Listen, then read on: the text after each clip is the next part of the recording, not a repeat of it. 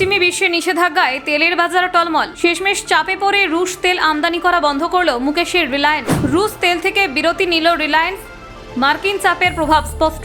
Russia থেকে তেল আমদানি বন্ধ করে দিল মুকেশ আম্বানির সংস্থা। রিলায়েন্সের শোধনাগারে রুশ তেল বন্ধ। মার্কিন নিষেধাজ্ঞার আগে রাশিয়ার তরল সোনা থেকে আলাদা হলো ভারতীয় সংস্থা। ইউরোপীয় নিষেধাজ্ঞা ঠেকাতে রিলায়েন্সের বড় পদক্ষেপ। রাশিয়ার রসনেফট এবং লুকোয়েল থেকে তেল কেনা কমাচ্ছে ভারত। রাশিয়া ভিত্তিক তেলের ওপর ভারতীয় সংস্থার নতুন নীতি। রাশিয়ার তেল আমদানি বন্ধ। ভারতের বাজারে কি প্রভাব পড়বে দেখুন। ভারত দীর্ঘদিন ধরে রাশিয়া থেকে তেল আমদানি করে এসেছে, তবে সাম্প্রতিক ভূরাজনৈতিক পরিস্থিতি সেই সম্পর্ককে ধীরে ধীরে বদলে দিচ্ছে। মার্কিন চাপ এবং ইউরোপীয় ইউনিয়নের নিষেধাজ্ঞার প্রেক্ষিতে ভারত ইতিমধ্যে রুশ তেল কেনা কমিয়েছে। এই অবস্থায় রিলায়েন্স ইন্ডাস্ট্রিজের সিদ্ধান্ত পরিস্থিতিকে আরও নজরকাড়া করে তুলেছে। সংস্থাটি জানিয়েছে তারা আপাতত রাশিয়া থেকে অপরিশোধিত তেল কেনা বন্ধ করবে। গুজরাতের জামনগরে রিলায়েন্সের বিশ্বের বৃহত্তম শোধনাগার কমপ্লেক্স রয়েছে। এর একটি ইউনিট বিশেষ অর্থনৈতিক অঞ্চলে অবস্থিত, যেখানে থেকে তারা ইউরোপ এবং আমেরিকায় পরিশোধিত তেল রফতানি করে।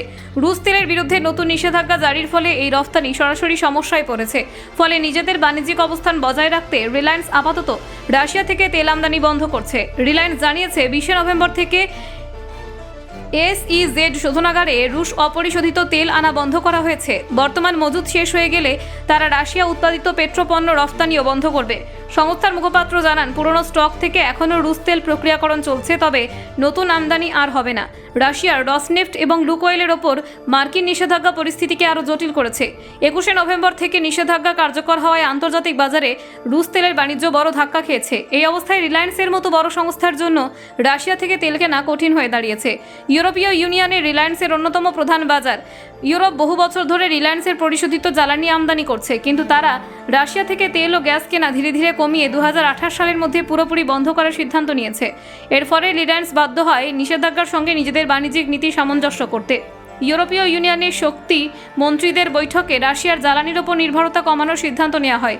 যদিও সিদ্ধান্তের নেপথ্যে মার্কিন প্রেসিডেন্ট ট্রাম্পের চাপ কাজ করছে বলে অনেকের মত।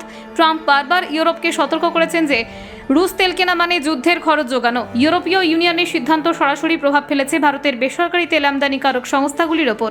তারা রাশিয়ার অপরিশোধিত তেল থেকে উৎপাদিত পেট্রোপণ্য আমদানি এবং বিক্রিকে সীমিত করার নীতি নিয়েছে। রিলায়েন্সও এই নিষেধাজ্ঞা মেনে চলার সিদ্ধান্ত নিয়েছে, যাতে তাদের রফতানি বাণিজ্য আর ক্ষতিগ্রস্ত না হয়। রসনেফটের সঙ্গে রিলায়েন্সের 25 বছরের দীর্ঘমেয়াদী চুক্তি ছিল, যার অধীনে প্রতিদিন 5 লক্ষ ব্যারেল পর্যন্ত তেল কেনার কথা। কিন্তু বর্তমানে নিষেধাজ্ঞার কারণে নতুন করে রুশ তেল কেনার বরাত রিলায়েন্স দিচ্ছে না। সংস্থার কর্মকর্তাদের দাবি, রাশিয়ার সঙ্গে ব্যবসা করলে আমেরিকার বাজারে বড় ধরনের ক্ষতির মুখোমুখি হতে হতো। বিশেষজ্ঞদের মতে রুশ সংস্থাগুলির ওপর নিষেধাজ্ঞা জারি থাকলে ভবিষ্যতে ভারতে রুশ তেল আমদানি কমতেই থাকবে। বর্তমানে ভারতে তেল আমদানির 1/3 রাশিয়া থেকে আসে। রসনেফট এবং লুকোয়েল ভারতের প্রধান সরবরাহকারী।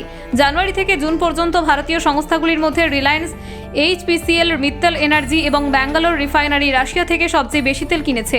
Bureau report, Bangla digital TV.